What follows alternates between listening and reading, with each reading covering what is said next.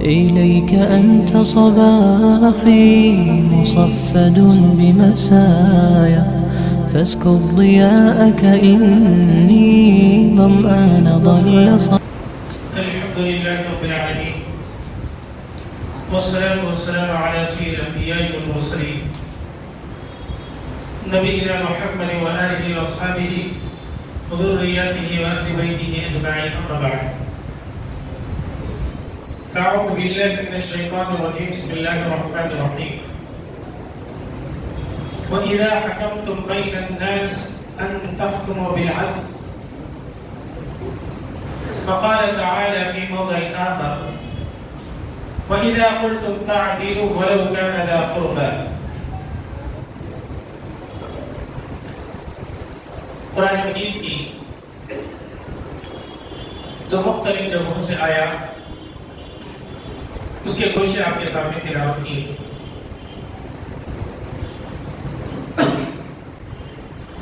جیسا کہ درس میں اس بات کا تذکرہ بارہا آپ کے سامنے آ رہا ہے کہ انسان سے ہونے والی غلطیوں کی اصلاح کے لیے پیارے حبیب صلی اللہ علیہ وسلم نے اس کی اصلاح کرنے کے لیے کن چیزوں کو کس انداز میں پیش کیا اس کا ذکر ہو رہا ہے. محترم حضرات، غلطیوں کی جہاں تک بات ہے غلطیاں بہت ساری ہیں، لیکن انہی غلطیوں میں سے ایک غلطی جس کی اصلاح پیارے حبیب صلی اللہ علیہ وسلم نے کیسے کی اور ہمیں کیسے کرنا چاہیے، اس پر آج جو ہماری بات ہوگی کہ کسی کی غلطی کی اصلاح کرتے وقت سب سے اہم چیز جس کی طرف ہماری توجہ ہونی چاہیے عدل و انصاف. غلطی کی اصلاح کرتے وقت عدل و انصاف کا خاص طور سے پاس اور یاد رکھنا ضروری ہے. آپ دیکھیں کچھ غلطیوں کی اصلاح کے لیے بچے والدین کے پاس آتے ہیں. والدین کے لیے چاہیے کہ بچوں کے درمیان عدل و انصاف کے ساتھ فیصلہ کریں. یہ بہت ضروری بات ہے. قرآن مجید میں اللہ تبارک و تعالی اس لیے بیان فرمایا وَإِذَا قُلْتُمْ فَاعْدِلُوا وَلَوْ كَانَ ذَا قُرْبَى. غلطی کی اصلاح میں کبھی کبھی ایسا ہو جاتا ہے کہ اپنا جب غلطی کرتا ہے تو اسے نظر انداز کر دیتے ہیں، اور جب کبھی وہ دوسرا آدمی ہوتا ہے جو ہمیں پسند نہیں ہے تو اس کی اصلاح کے لیے طریقہ ہمارا الگ ہوتا ہے. ہم جس سے محبت کرتے ہیں ہماری آنکھوں میں جو جچ جاتا ہے وہ غلطی بھی کرتا ہے تو اس کی غلطی ہمیں اس کی ہنر لگتی ہے، اس کی غلطی ہمیں کم جو محبت ہمارے نظروں میں اس کے لیے ہوتی ہے جب وہ غلطی کرتا ہے تو اس کی غلطی ہمیں ہنر لگتی ہے، اور جو آدمی ہمیں پسند نہیں ہے اس کا ہنر بھی ہمیں عیب لگتا ہے.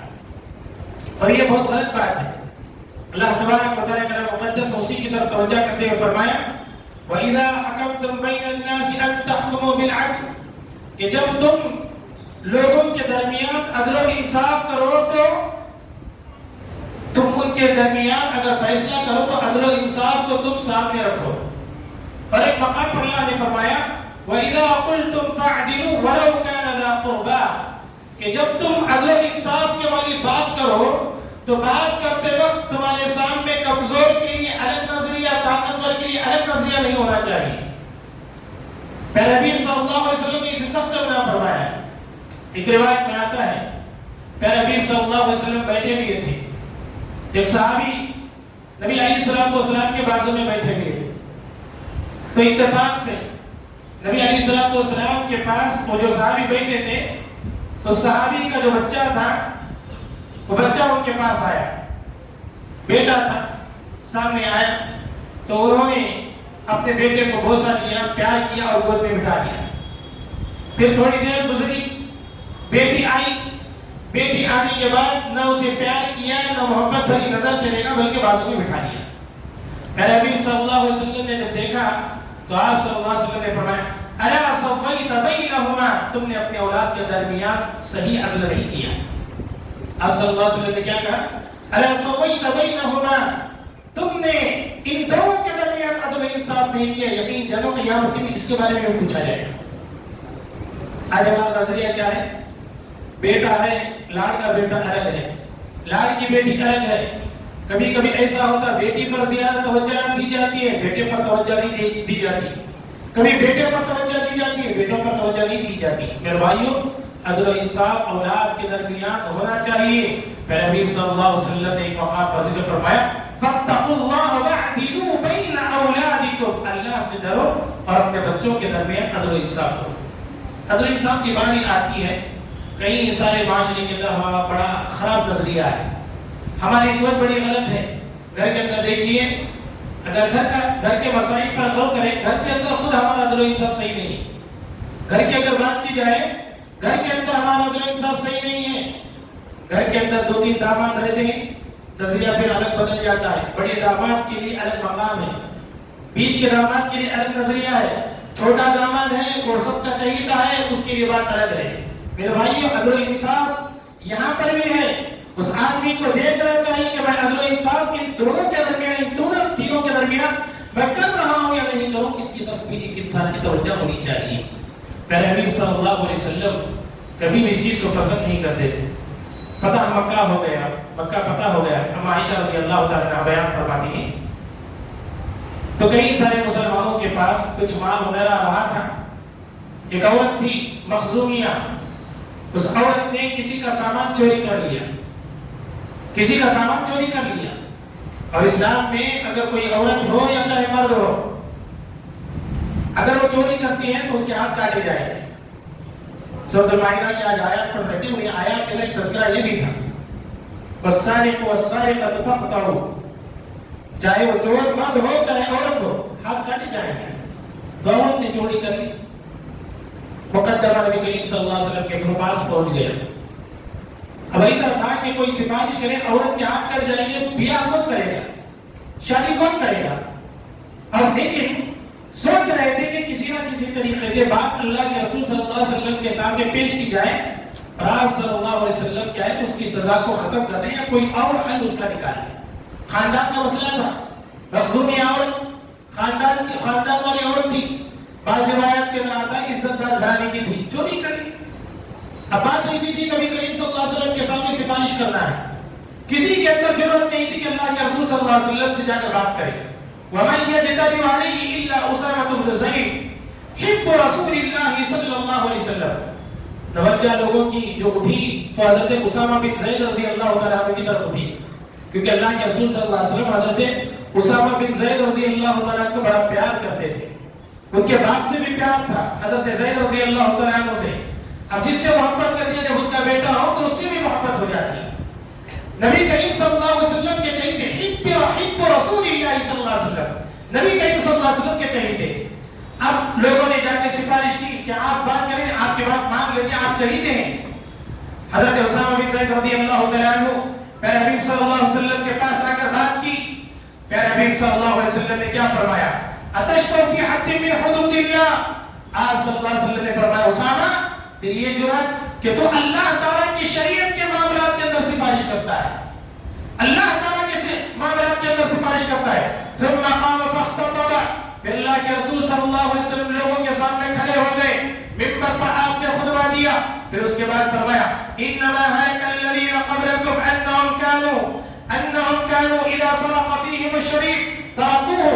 آپ نے خطبہ دیتے ہوئے فرمایا گزشتہ اقوام کا تذکرہ کیا اور آپ نے فرمایا گزشتہ اقوام کے اندر یہ ریت چلی آ رہی تھی کہ ان میں کوئی آدمی عزت دار گھرانے کا، طاقتور گھرانے کا کوئی آدمی چوری کر لیتا، اسے چھوڑ دیتے. وَإِذَا سَرَقَ فِيهِمُ الزَّعِيمُ أَقَامُوا عَلَيْهِ الْحَدَّ. اگر کوئی کمزور، غریب، ضعیف انسان چوری کر لیتا یا کوئی برا کام کر لیتا تو اس پر حد نافذ کرتے، اس پر شریعت نافذ کرتے. پیارے حبیب صلی اللہ علیہ وسلم نے فرمایا وَأَيْمَ اللَّهِ لَوْ أَنَّ فَاطِمَةَ بِنْتَ مُحَمَّدٍ سَرَقَتْ لَقَطَعْتُ يَدَهَا. آپ نے فرمایا اللہ کی قسم، اللہ کی قسم اگر محمد کی بیٹی فاطمہ بھی چوری کر لیتی تو محمد رسول اللہ صلی اللہ علیہ وسلم اس کے بھی ہاتھ کاٹتا ہے. بھائیو اب اندر ذرا گا رہے آج یہ جو نظریہ ہمارا ہے گھروں کے اندر عداوت کا، بچوں کے اندر دشمنی کا، ایک سبب یہ بھی ہے کہ بچوں کے معاملات کو ہم صحیح معنوں میں عدل و انصاف کے ساتھ حل نہیں کرتے. یہ بڑا مسئلہ ہے. چھوٹے چھوٹے بچوں کے درمیان جو چھوٹی چھوٹی شکایات ہوتی ہیں، توجہ دینی چاہیے والدین کو، ان معاملات کو صحیح معنوں میں حل کرنا چاہیے. کبھی کبھی ایسا ہوتا ہے کہ غیر جانبدارانہ فیصلہ کرتے ہیں، آدمی وہاں پر ماڈولی کرنے کی کوشش کرتا ہے، آدمی کسی نہ کسی طریقے سے سلجھانے کی کوشش کرتا ہے، اور وہ اپنے آپ کو یہ سمجھتا ہے کہ اس نے سلجھا دیا معاملات کو. یہ معاملات کو جو سلجھانے کی وہ کوشش کرتا ہے اس کے اندر ناکام ہوتا ہے، اور یہی صورت ہوتی ہے کہ بچوں کے دلوں میں والدین کے لیے نفرت پیدا ہوتی ہے. یہی صورت ہوتی ہے والدین کے لیے، بچوں کے دلوں کے اندر نفرت پیدا ہوتی ہے، ان کے دلوں میں یہ بات بیٹھ جاتی ہے یہ ان کا چہیتا ہے، اس لیے وہ غلطی کرتا تو اسے معاف کر دیتی. میں گھر کا نکلنا انسان ہوں، میری غلطی ان سے دیکھی نہیں جاتی، میری غلطی ان سے نہیں. کتنے ایسے گھرانے ہیں جو گھروں کے مہارات ہیں، گھروں کے اندر بچوں کی جو بغاوت کا جو سبب ہے والدین کا صحیح معنوں میں بچوں کے درمیان عدل و انصاف کا نہ کرنا. یہ صورت ہے بغاوت کی، نفرت کی، دشمنی کی. اور یہی دشمنی وہی ختم نہیں ہوتی، بچوں کے بڑے ہونے تک بھی رہتی ہے، اور حتیٰ کہ بچے الگ الگ ہو جاتے تب بھی وہ دشمنیاں ان کے دلوں کے اندر پنپتی رہتی ہے. یہ عدل و انصاف کی بات ہے. پیارے حبیب صلی اللہ علیہ وسلم نے اسی لیے بیان فرمایا کہ عدل و انصاف کرنے میں آدمی اونچ نیچ یہ فرق نہیں دیکھنا چاہیے. اسی لیے رب ذوالجلال نے فرمایا وَإِذَا حَكَمْتُمْ بَيْنَ النَّاسِ أَن تَحْكُمُوا بِالْعَدْلِ. لوگوں جب تم لوگوں کے درمیان کوئی فیصلہ کر رہے ہو عدل و انصاف سے فیصلہ کرنا چاہیے. اور رب ذوالجلال نے مزید ایک مقام پر ذکر فرمایا وَإِذَا قُلْتُمْ فَاعْدِلُوا وَلَوْ كَانَ ذَا قُرْبَىٰ.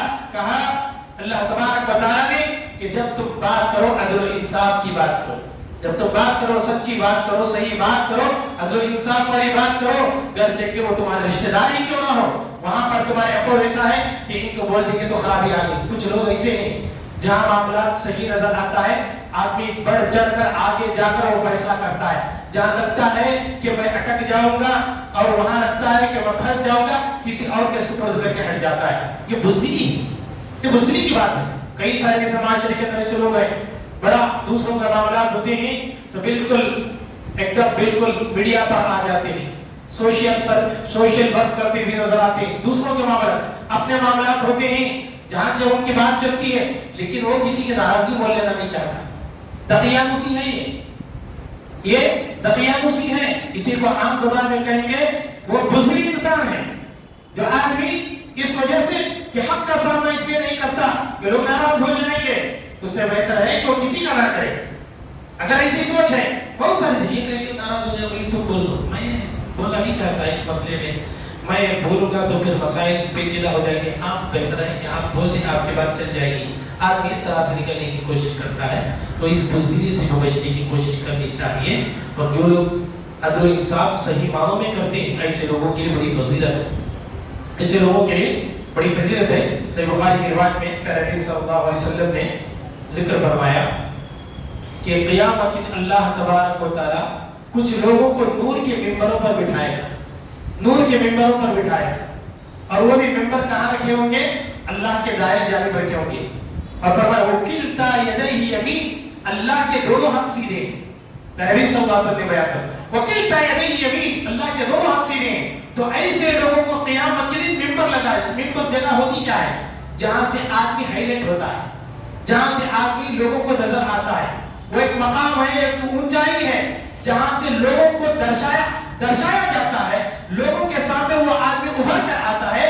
تو اللہ تبارک و تعالیٰ ایسے لوگوں کو قیامت کے دن اپنے بازو میں وہ بھی سیدھے جانب ممبر لگائے گا اور ممبروں پر اللہ تعالیٰ کو بٹھائے گا.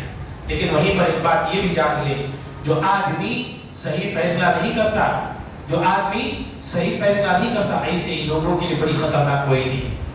جو آدمی صحیح فیصلہ نہیں کرتا وہ یہ سمجھتا ہے کہ بھئی میں بیلنس پر فیصلہ کرنے کی کوشش کرتا ہے. بہت سارے میاں بیوی کے مسائل ہوتے ہیں، آدمی اس میں کیا بیلنس والا فیصلہ کرتا ہے. بہت سارے یہ ہمارا بہت بڑا المیہ ہے. میاں بیوی کے جو مسائل ہوتے ہیں اس میں آدمی کیا کہتا میں اسے بھی کیا بھی نہیں بولتا، میں اسے بھی کیا بھی نہیں بولتا، میں ایک درمیان کی بات کرتا ہوں. یہ دونوں کے لیے مناسب رہی، حالانکہ دونوں کے لیے صحیح نہیں رہتی، دونوں کے لیے صحیح نہیں رہتی. ایسا نہیں کہ کبھی ہر مرتبہ لڑکا ہی غلطی پر ہوتا ہے، لڑکی بھی غلطی پر ہوتی ہے. لیکن لوگ کیا ہے لڑکی کا جب نام آتا ہے تو سب لوگوں کے دلوں کے اندر جذبات امٹ کر آتے ہیں. لڑکی کا جب نام آتا ہے، عورتوں کی جب بات آتی ہے، پتہ نہیں وہ آدمی سخت دل ہوتا ہے لیکن اس کے دل میں بھی جذبات آ جاتے ہیں. بڑا نرم، بڑا متفکر، کیوں لڑکی کا نام آتا ہے اس وجہ سے. میں نہیں کہتا کہ غلطی کسی کی بھی ہو سکتی ہے، غلطی کسی کی بھی ہوتی ہے، لیکن وہ سن کر صحیح معنوں میں دونوں کے درمیان صحیح فیصلہ کرنا ہے. لڑکی کا مسئلہ آتی ہی پوری قوم و ملت بالکل ایموشنل ہو جاتی ہے. اور وہی لڑکے کا مسئلہ تھا، پتا ہے وہ بڑا سخت مزاج کا ہے، گلی میں بول رہے تھے، اسے بٹھا کر نہیں سنتے، اسے بٹھا کر نہیں سنتے. تیری رودار کیا ہے، تیرے ساتھ کیا مسئلہ آیا، اسے بٹھا کر نہیں پوچھتے، لیکن اسے سننے سے پہلے ہی رائے قائم کر لی جاتی.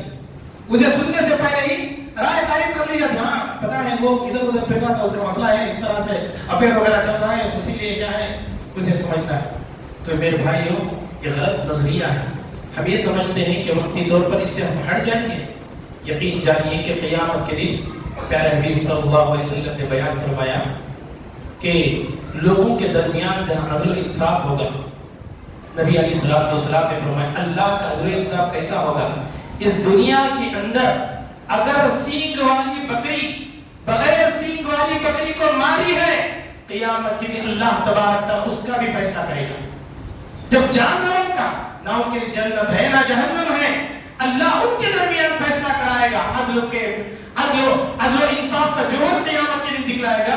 اب ہماری تمہاری غلطیاں جو یہ معاملات ہیں یہ بخشے نہیں جائیں گے. یہ بات یاد رکھ لیں، نمازوں میں کوتاہی ہوگی اللہ معاف کر لے گا، نمازوں میں کوتاہی ہوگی اللہ معاف کر لے گا، روزے میں کمی بیشی ہوگی معاف کر لے گا اللہ تعالیٰ. اللہ کے جو معاملات ہوں گے انشاءاللہ اللہ کے ذات سے امید ہے وہ غفور رحیم ہے، معاف کر لے گا. یہ لوگوں کے معاملات ہیں، یہ لوگوں کے معاملات، اس میں معاف کرنے کا سوال ہی پیدا نہیں ہوتا، اس میں معاف کرنے کا سوال ہی نہیں پیدا ہوتا.